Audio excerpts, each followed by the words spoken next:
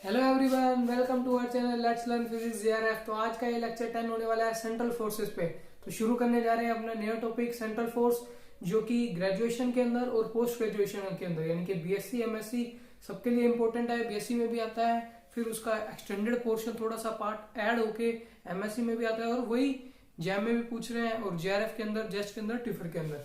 तो ये सब क्वेश्चंस करने से पहले, इनकी पीवाईक्यूज डिस्कस करने से पहले थ्योरी करेंगे कि सेंट्रल फोर्स क्या है। जब न्यूटन लॉ डिस्कस किया था तो न्यूटन थर्ड लॉ के अंदर डेफिनेशन दी थी कि जो दो पार्टिकल है, एक दूसरे पे फोर्स लगा रहा है, दूसरा पहले पे फोर्स लगा रहा है, बट इन फोर्सेस की डायरेक्शन क्या थी? Along the line joining. Complete definition यही थी Newton third law in strong form, जिसमें वो कहता है कि ये जो फोर्सेस लग रहे हैं इन दोनों के ऊपर इक्वल एंड अपोजिट है and along the line joining the two particles. जब ये बात बोली थी तब वहां कहा था कि ये जो along the line joining forces है उनको बोलते हैं सेंट्रल फोर्सेस। यानी कि अगर आपके पास दो पॉइंट पार्टिकल्स हैं जिनका मास है m1 m2, ये इस पे फोर्स लगा रहा है इधर की तरफ, ये इस पे फोर्स लगा रहा है इधर की तरफ, तो ये जो फोर्सेस हैं वो कैसे वर्क कर रहे हैं? Along the line joining. ये F1 पे लग रहा है बाय 2 और ये F2 पे लग रहा है बाय 1। इनकी डायरेक्शन इक्वल एंड अपोजिट है, मैग्नीट्यूड इक्वल है, और ये along the line joining work कर रहे हैं। यानी कि ऐसे फोर्सेस जो कि दो ऑब्जेक्ट की अलोंग द लाइन ज्वाइनिंग पे वर्क करते हैं वो होते हैं सेंट्रल फोर्सेस। यानी कि ये जो फोर्स का मैग्नीट्यूड है, मैं इस डायरेक्शन में ले लेता हूं एफ आर कैप, वो सिर्फ किस डायरेक्शन में होंगे? आर कैप डायरेक्शन में। यानी कि along the line joining the two objects passing through their centres. ये तो मैंने पॉइंट पार्टिकल्स लिए हैं, तो पॉइंट पार्टिकल्स के तो सेंटर यही हो गए, बट कोई मान लो एक्सटेंडेड बॉडी है, एक्सटेंडेड बॉडी आपको दी हुई है, तो उसके सेंटर ऑफ मास का एक पॉइंट, दूसरी एक्सटेंडेड बॉडी है उसका सेंटर ऑफ मास, उन दोनों के लाइन ज्वाइनिंग के अलोंग ये फोर्स वर्क करता है। ठीक है, कोई भी ऐसे जैसे दे रखा है आपको, स्फीयर दे रखा है, रिंग दे रखी है, तो इनका तो आपको पता है सेंटर ऑफ मास किधर है। कोई आर्बिट्री बॉडी दे रखी है तो उसका सेंटर ऑफ मास इधर है, इसका सेंटर ऑफ मास कहीं इधर है, तो इन दोनों के बीच में फोर्स जो वर्क करेगा वो along the line joining there centres के अलोंग वर्क करेगा, यानी कि ये फोर्स होगा। और ये जो फोर्स है उसको कहते हैं सेंट्रल फोर्सेस, और इसका जो मैग्नीट्यूड है, ये मैग्नीट्यूड है, ये सिर्फ डिपेंड करता है आपके रेडियस पे, आर पे। यानी कि इन दोनों के बीच की जो डिस्टेंस है, आपने पढ़ा भी हुआ है, जो ग्रेविटेशनल फोर्स है Gm1 m2 by r square, वो आर क्या चीज है? इन दोनों फोर्सेस के बीच का डिस्टेंस। यानी कि ये जो फोर्स है वो किस पे डिपेंड करता है? इन दोनों के बीच के जो डिस्टेंस है उन पे डिपेंड करता है। और डायरेक्शन क्या होती है? Are cap. तो सेंट्रल फोर्सेस की डेफिनेशन क्या कहेंगे अपन? खुद से थोड़ी बनाने की डेफिनेशन कोशिश करो कि this is the force which will act along the line joining the two particles which passes through their center of mass. ठीक है, और and the magnitude of that force is dependent on radius vector only, that is the distance between the two objects. ठीक है, तो ये central forces है अपने पास। अब सेंट्रल फोर्सेस की कुछ प्रॉपर्टी की हेल्प से ही सारा जो प्लैनेटरी मोशन है वो डिस्कस होता है। अब जो प्लैनेटरी मोशन है वो सेंट्रल फोर्सेस पे क्यों डिपेंड करता है? देखो, प्लैनेटरी मोशन के अंदर जो फोर्स वर्क कर रहा है वो कौन सा है? Gm1 m2 by r square. यानी कि ये जो फोर्स है, मान लेते हैं ये आपके पास दो प्लैनेट्स दिए हुए हैं, ये इसका मास m1 है, इसका मास m2 है, तो इनके बीच में जो लगने वाला फोर्स है वो उसका मैग्नीट्यूड तो ये है, और उसकी डायरेक्शन क्या है? Along the line joining the two objects. तो इसीलिए ये सेंट्रल फोर्स का जो एप्लीकेशन है वो वेरी इंपॉर्टेंट हो जाता है प्लैनेटरी मोशन के अंदर। प्लैनेटरी मोशन के अंदर इसकी जो यूजफुलनेस है वो बहुत ज्यादा हो जाती है। फिर बोहर मॉडल के अंदर भी अपन यही करते हैं। इलेक्ट्रोस्टैटिक चार्जेस क्या होते हैं? K Q1 Q2 by r square, और उसकी भी डायरेक्शन क्या होती है? आर कैप के अंदर दो चार्जेस हैं, उनके बीच में लगने वाला फोर्स किधर होगा? Along the r cap direction, ये Q1 ये Q2। तो इसीलिए ये भी बहुत इंपॉर्टेंट है। बोहर मॉडल के अंदर भी अपन यूज करते हैं इसको। और जो मेन इसका यूज है वो प्लैनेटरी मोशन के अंदर है। जो क्लेपनर के लॉज हैं, first law, second law, third law, वो सब सेंट्रल फोर्सेस के बेस पे ही आए हैं। तो अब सेंट्रल फोर्सेस की कुछ प्रॉपर्टी को देखते हुए कि ये जो फोर्स है वो अलोंग द रेडियस वर्क कर रहा है, तो ये चीज देखते हैं। अब अगर अलोंग द रेडियस एक्ट कर रहा है तो इसके लिए टॉर्क को क्या लिखेंगे? टॉर्क क्या होता है? R cross f. अगर कोई पॉइंट दिया हुआ है आपको, ये ओरिजिन है, टॉर्क हमेशा अबाउट द ओरिजिन निकलेगा, यानी कि अबाउट ए गिवन पॉइंट निकलेगा। तो इस गिवन पॉइंट के अबाउट मान ले तो ये आपका पार्टिकल है जिसका मास है, मैं इसकी पोजीशन दे रखी है कुछ आपको आर थीटा में, फोर्स इस पे लग रहा है इधर की तरफ, ठीक है, रेडियस वेक्टर इधर जा रहा है, ये रहा आपका आर, तो इस पे जो टॉर्क लगेगा वो आर क्रॉस एफ होगा और उसकी जो डायरेक्शन गिवन होगी राइट हैंड थंब रूल से, तो r this is f, r cross f into the board. तो ये आर और एफ के बीच में एंगल कितना है? थीटा।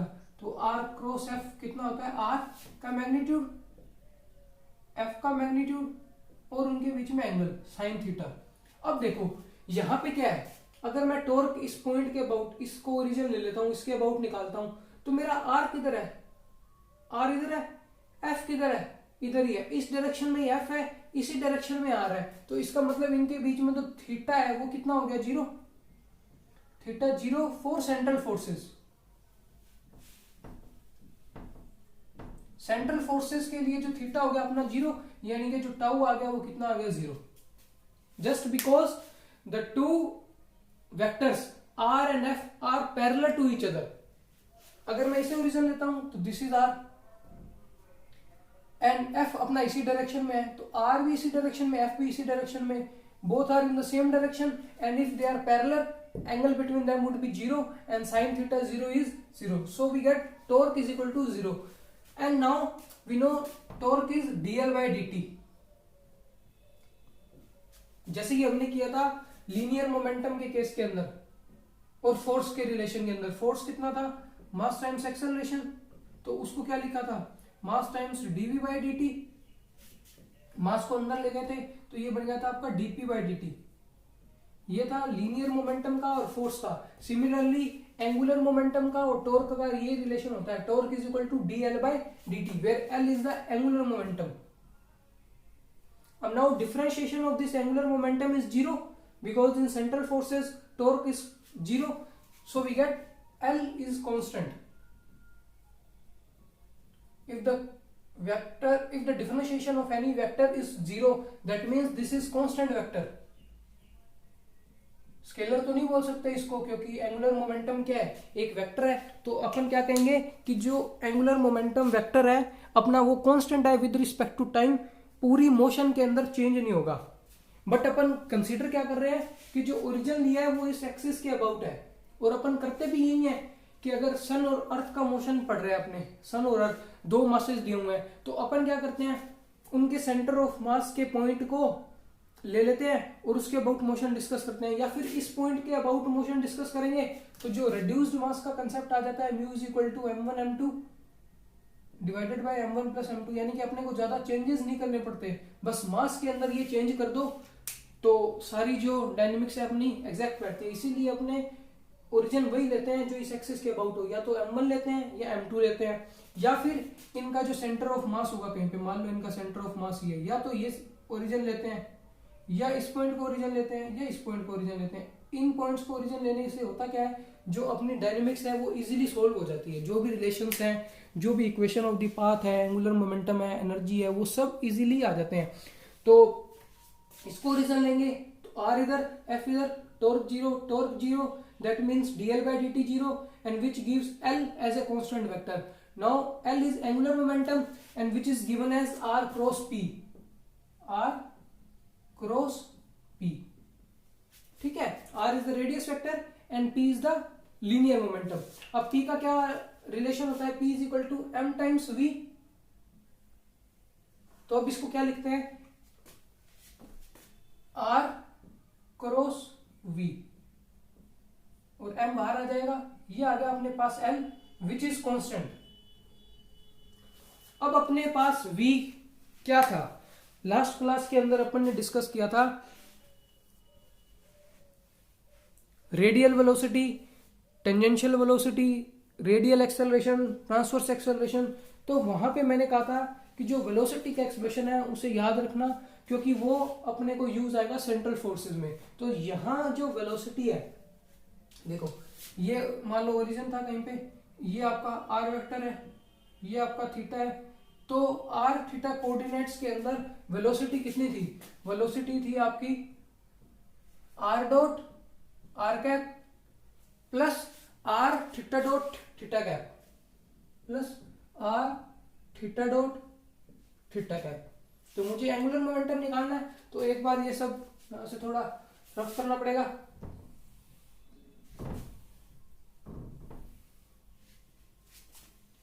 अब देखो एल कितना है अपना, एम तो बाहर आ गया, r vector cross v, v कितना है this one, r dot r cap plus r theta dot theta cap. अब ये आर कैप थीटा कैप के अंदर है, तो आर वेक्टर को भी अपन लिख सकते हैं। आर कैप कितना होता है? R vector by r magnitude, तो आर वेक्टर कितना आएगा? R magnitude and r cap, यानी कि मैं इस आर वेक्टर की जगह क्या लिख सकता हूं? आर का मैग्नीट्यूड एंड आर कैप।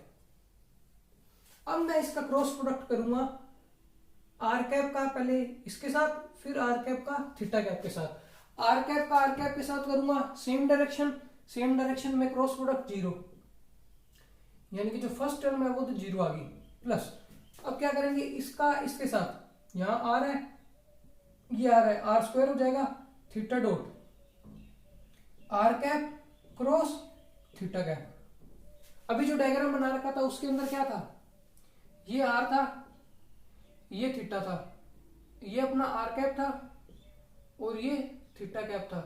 तो r cap cross theta cap निकालो, ये रहा आपका आर कैप, ये रहा आपका theta cap, r cross theta बाहर की तरफ, r cap cross theta cap बाहर की तरफ, यानी कि बाहर की तरफ को टुवर्ड्स यू को मैं पॉजिटिव डायरेक्शन ले लेता हूं, पॉजिटिव जेड डायरेक्शन। तो मेरा ये क्या बन जाएगा? के कैप। तो ये कितना आ गया? M r square theta dot और के कैप, यानी कि जो मेरा एंगुलर मोमेंटम है वो कितना आ गया? M r square theta dot in k cap direction, that means in the z direction। अब अपन को पता है जब क्रॉस प्रोडक्ट की बात आती है तो यहां पे जो अपना r क्रॉस v है, r परपेंडिकुलर होगा इस l के, v परपेंडिकुलर होगा इस l के, ठीक है। जैसे कि यहाँ पे r इस डायरेक्शन के अंदर है, थीटा इस प्लेन के अंदर है, r क्रॉस थीटा l, यानी कि जो l है वो r के भी परपेंडिकुलर है, l इधर है तो l r के भी परपेंडिकुलर है और L थीटा के भी परपेंडिकुलर है, मतलब L R के भी परपेंडिकुलर है, V के भी परपेंडिकुलर है। मतलब वेलोसिटी अगर XY प्लेन के अंदर है तो एंगुलर मोमेंटम किस प्लेन के अंदर आ रहा है? Z प्लेन के अंदर। अपन ने यही लिया था, ये X था, ये Y था, ये R लिया था, R और ये थीटा लिया था। XY कोऑर्डिनेट सिस्टम के अंदर मेरी अगर वेलोसिटी है, मेरा पार्टिकल XY कोऑर्डिनेट के अंदर इस प्लेन के अंदर मूव कर रहा है, मान लो ये अपना Y है, ये x है, ठीक है, इसके अंदर पार्टिकल मूव कर रहा है कहीं भी एक एट एनी आर्बिट्री पॉइंट, ये मेरा पॉइंट पार्टिकल है, इसकी डायरेक्शन ये आर कैप जो मैंने इधर की तरफ बना दी और ये थीटा मेजर कर रहा हूं मैं इस एक्सिस से, तो ये theta cap, are cap cos theta cap किधर आ रहा है? इधर की तरफ, यानी कि जो एंगुलर मोमेंटम है वो जेड कैप डायरेक्शन के अंदर है और जो कि कांस्टेंट है, चेंज नहीं होगा विद रिस्पेक्ट टू टाइम क्योंकि टॉर्क 0 है। तो इसका मतलब क्या हुआ? अपना एंगुलर मोमेंटम अगर जेड डायरेक्शन के अंदर है तो अपना पार्टिकल मोशन करेगा इस प्लेन के अंदर, यानी कि जो सेंट्रल फोर्सेस के अंदर मोशन होती है वो कहां होती है? प्लेन के अंदर, यानी कि मोशन कैसी होती है? कोप्लेनर। इसको थोड़ा और अच्छे से इसमें डिस्कस करते हैं क्योंकि ये अपने लिए इंपॉर्टेंट चीजें हैं। अभी ये कुछ जो प्रॉपर्टीज डिस्कस हो रही है ये इंपॉर्टेंट है। देखो एंगुलर मोमेंटम कितना आ गया? के कैप डायरेक्शन के अंदर आ गया, के कैप डायरेक्शन के अंदर आ गया और एंगुलर मोमेंटम कांस्टेंट है, चेंज नहीं होगा, मतलब इसी डायरेक्शन के अंदर रहने वाला है। अब ये एल परपेंडिकुलर है आर के भी और वी के भी, और आर और वी किस प्लेन में है? इस प्लेन में मान लेते हैं, बोर्ड को एक प्लेन मान लेते हैं अपने, इस प्लेन के अंदर है और एल मैं इधर की तरफ ले रहा हूं, यानी कि पार्टिकल और एल हमेशा इधर रहने वाला है, तो मतलब पार्टिकल इस हमेशा प्लेन में रहने वाला है, यानी कि जो मोशन होगी वो पार्टिकल की वो कैसी होगी? Coplanar. Motion of the particle in the central force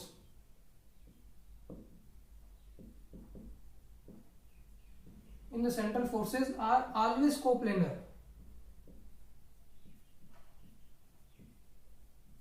Always coplanar का मतलब in one plane. In one plane. और वो प्लेन चेंज नहीं होता. अगर इस बोर्ड के अंदर मोशन हो रही है तो इसी के अंदर होती रहेगी. क्यों? क्योंकि जो एंगुलर मोमेंटम है जो इस डायरेक्शन में है वो हमेशा इसी डायरेक्शन में रहने वाला है. एंगुलर मोमेंटम इधर आएगा तो इसके परपेंडिकुलर आर और वी इस प्लेन में होंगे. इस एल के परपेंडिकुलर आर और वी इसी डायरेक्शन में होंगे कहीं पे. अगर एल अपना चेंज होता तो आर और वी चेंज होते, वो प्लेन से टिल्ट हो जाते, एंगल बनाते कुछ. लेकिन एल ही नहीं चेंज हो रहा तो अपनी जो मोशन आ रही है वो पार्टिकल की कैसी आ रही है? कोप्लेनर. तो ये वेरी इंपॉर्टेंट टू अपन ने डिस्कशन किए हैं अभी कि जो एंगुलर मोमेंटम है सेंट्रल फोर्सेस के लिए वो रहता है आपका constant which is equal to m r square theta dot. M r square theta dot constant का मतलब क्या है? R square theta dot is constant. क्योंकि मास तो कांस्टेंट है, मास से डिवाइड कर दूंगा कांस्टेंट क्वांटिटी को तो ये चीज कांस्टेंट आ गई मेरे पास. सेकेंड इंपॉर्टेंट थिंग कि जो मोशन ऑफ द पार्टिकल है वो किस में रहती है? एक प्लेन में. तो दो कांस्टेंट्स ऑफ मोशन अपन ने डिस्कस कर लिए हैं. एक तो एंगुलर मोमेंटम,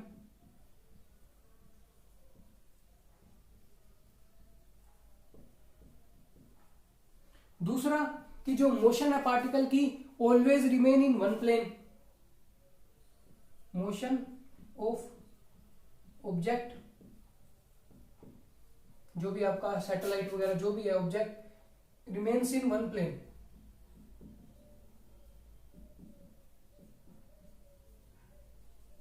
तो ये दो कांस्टेंट्स ऑफ मोशन है जो कि with respect to time change नहीं हो रहे. Constants of motion. अब जो सेंट्रल फोर्सेस हैं इनके लिए जो आप डेल क्रॉस आर निकालते हो वो भी जीरो आता है क्योंकि वो एक प्लेन में है, along the line joining work कर रहे हैं. जब आप उसका डेल निकालोगे यानी कि जो del cross f del cross f निकालते हैं तो उससे अपने को क्या पता लगता है कि ये वेक्टर कंजर्वेटिव है कि नहीं, यानी कि जो फोर्स है वो कंजर्वेटिव है कि नहीं. अगर डेल क्रॉस एफ जीरो आ जाता है इसका मतलब कंजर्वेटिव फोर्स है. कंजर्वेटिव फोर्स है इसका मतलब टोटल एनर्जी कंजर्व होगी. तो इसके अंदर एक और प्रॉपर्टी ये होती है कि कांस्टेंट ऑफ मोशन ये दो तो है ही, तीसरा आपकी जो टोटल एनर्जी है वो भी कांस्टेंट होती है. टोटल एनर्जी को मैं यू से रिप्रेजेंट करता हूँ और ये भी अपने डिस्कस करेंगे टोटल एनर्जी किसके इक्वल होती है और कैसे कांस्टेंट होती है. ठीक है, अभी तो बस एक बार बताया है कि जैसे ये कांस्टेंट्स ऑफ मोशन है तो यहाँ आप जितनी भी कांस्टेंट्स क्वांटिटी है उन्हें नोट कर लो एक साथ. एक तो एंगुलर मोमेंटम कांस्टेंट है, motion of object remains in one plane, ये कॉरेस्पॉन्ड कर रहा है टोटल एनर्जी को. टोटल एनर्जी भी कांस्टेंट होती है. तीन क्वांटिटीज मैंने बता दी जो कांस्टेंट ऑफ मोशन है. फोर्थ क्वांटिटी एक जो कांस्टेंट होती है वो अपनी होती है एरियल वेलोसिटी. अब एरियल वेलोसिटी की बात आएगी है तो एरियल वेलोसिटी को डिस्कस करते हैं. What is areal velocity? सबने केपलर का सेकंड लॉ सुना होगा कहीं ना कहीं. Kepler second law. केपलर का सेकंड लॉ क्या कहता है कि जब कोई ऑब्जेक्ट या कोई सैटेलाइट मान लो वो सन के अराउंड अगर मोशन कर रही है एलिप्टिकल ऑर्बिट में, तो ये तो फर्स्ट लॉ हो गया कि वो एलिप्टिकल ऑर्बिट में मोशन कर रही है. सेकंड लॉ क्या है? सेकंड लॉ क्या कहता है कि जब वो मोशन करेगा एलिप्टिकल ऑर्बिट के अंदर, जब वो एलिप्टिकल ऑर्बिट के अंदर मान लो ये सन है आपका और ये अर्थ है, जब ये अर्थ इस सन के अबाउट एलिप्टिकल ऑर्बिट में मोशन करेगा तो ये जो कवर करेगा एरिया विद टाइम, टाइम के साथ अगर जो एरिया कवर होगा वो इक्वल होगा. यानी कि इस टाइम डेल्टा टी इसने इतना एरिया कवर किया. ठीक है, अब मैं मान लेता हूं ये अर्थ इधर थी और इसने इतने ही डेल्टा टी टाइम में भी सेम एरिया कवर करेगा. That is equal intervals a of time के अंदर इक्वल एरिया कवर होगा. This is known as areal velocity. अब ये कांस्टेंट होती है, इसको डिस्कस करते हैं कांस्टेंट कैसे होती है. देखो यहीं से ही डिस्कस कर लेते हैं. डायग्राम बनाना पड़ेगा इसके लिए हल्का सा. चार कांस्टेंट क्वांटिटीज कौन सी आ गई? Angular momentum, motion in remains confined in one plane, total energy and this areal velocity. अब इस एरियल वेलोसिटी की बात करते हैं। देखो आर थीटा इधर की तरफ बना के देखते हैं। ये इधर कोई अपना ऑब्जेक्ट था, ये इधर जा रहा है, ये आपका आर है।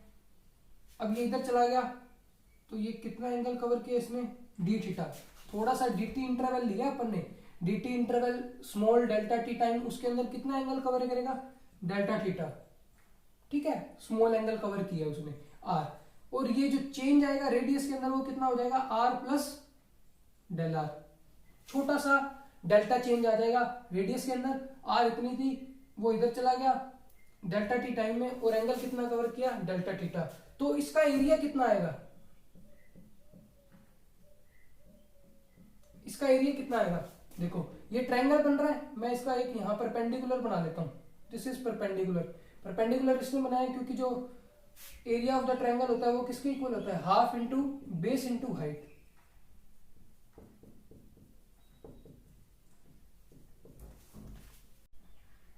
तो इस ट्रायंगल का बेस कितना है, आर।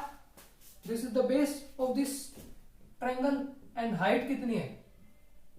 हाइट के लिए अपने को क्या करना पड़ेगा, इसका कंपोनेंट निकालना पड़ेगा। ये आर प्लस डेल आर है कंप्लीट, और ये परपेंडिकुलर है, ये एंगल थीटा है। तो इसका इधर कंपोनेंट कितना होगा, कोस थीटा, यानी कि ये कितना है, r plus del r cos theta.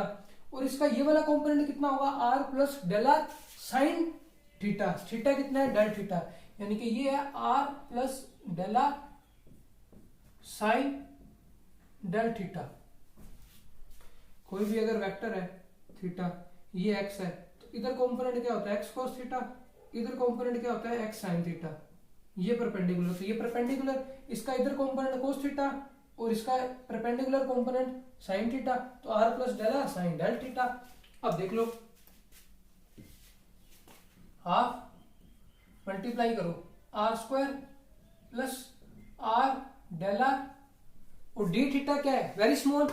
जब डी थीटा वेरी स्मॉल होता है तो साइन थीटा इज अप्रोक्सीमेटली, अपने क्या लिखते हैं, theta, and theta should be in radiance. तो इसका मतलब साइन डेल थीटा को मैं डेल थीटा लिख सकता हूं। ठीक है, ये अपना आ गया डेल ए, मतलब small area.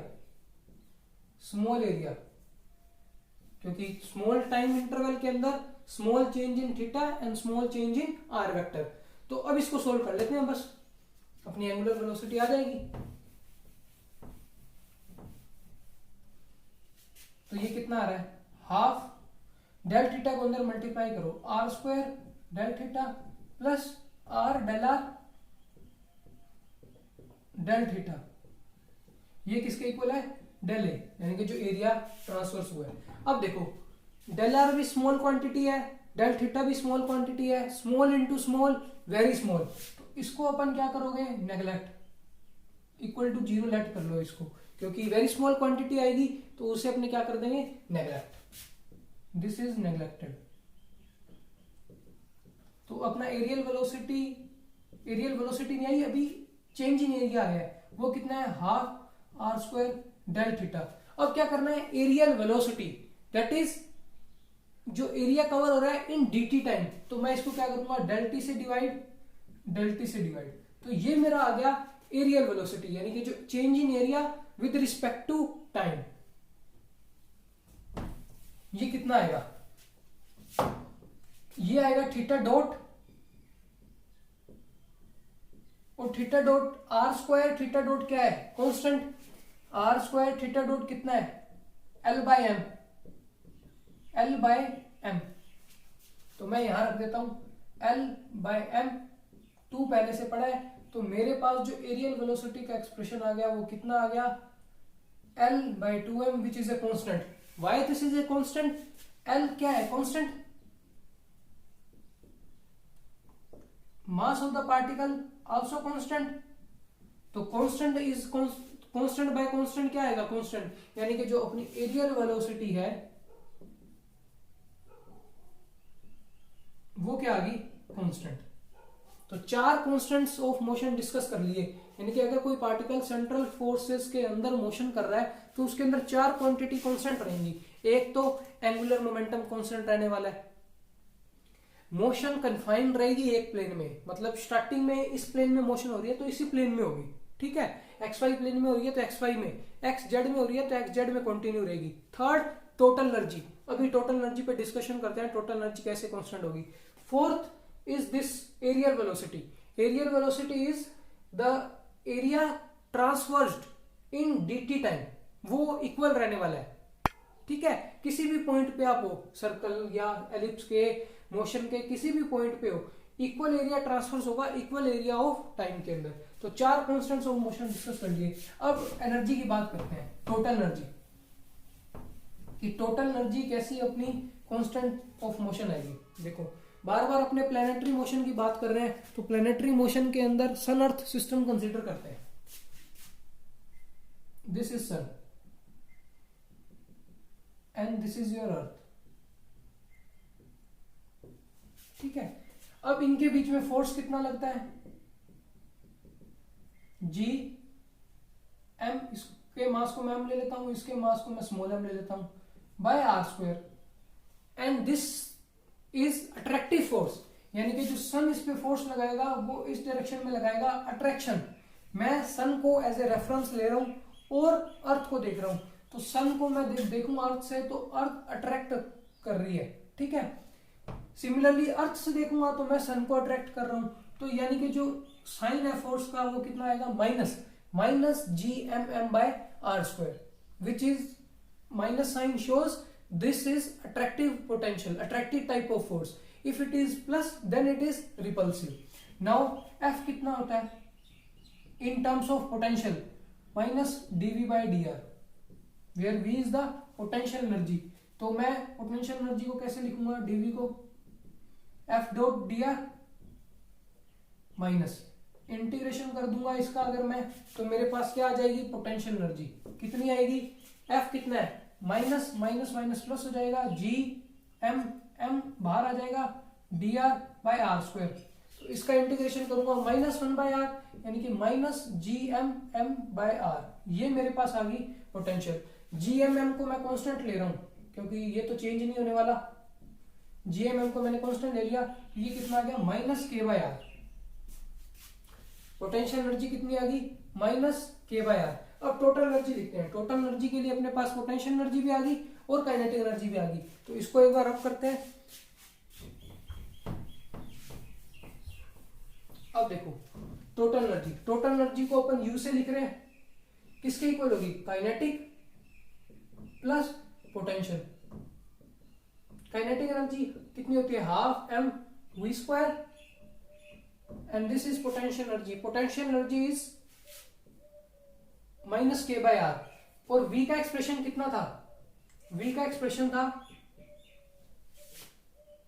Are dot r cap plus r theta dot theta cap. इसका क्या करना है, स्क्वायर, यानी कि वी डॉट वी करना है, वी डॉट वी कितना आएगा, वी स्क्वायर। और पोटेंशियल एनर्जी कितनी है, माइनस के बाय आर। ये टोटल एनर्जी, ये कितना आएगा, देखो r dot r cap plus r theta dot theta cap का मल्टीप्लाई करोगे किसके साथ, r dot r cap plus r theta dot theta cap, तभी तो स्क्वायर आएगा। तो देख लो क्या बन रहा है, आर कैप का आर कैप के साथ करोगे 1 R dot square plus theta cap का थीटा कैप के साथ करोगे 1 और ये आएगा R square theta dot square. Cross term zero होंगी, R cap theta cap perpendicular है 0, theta cap are cap perpendicular 0, ये आ गया अपने पास माइनस के बाय आर। तो ये कितना बन रहा है, half M R dot square plus half M r square. Theta dot की वैल्यू सब्स्टिट्यूट करते हैं। देखो एंगुलर मोमेंटम अपन ने क्या लिखा था, m r square theta dot, तो थीटा डॉट की वैल्यू कितनी है, l by m r square. तो ये वैल्यू यहां सब्स्टिट्यूट करो, थीटा डॉट स्क्वायर यानी कि इसका स्क्वायर करना है, यानी कि एल का स्क्वायर डिवाइडेड बाय एम का स्क्वायर आर की पावर 4 माइनस के बाय आर। अब इसको सॉल्व करो,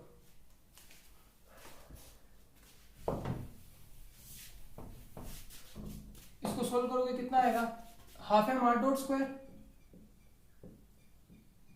प्लस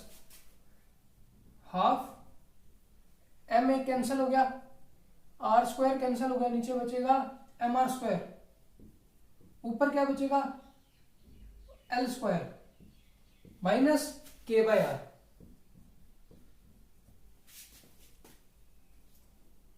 तो ये एक्सप्रेशन है अपने पास टोटल एनर्जी का।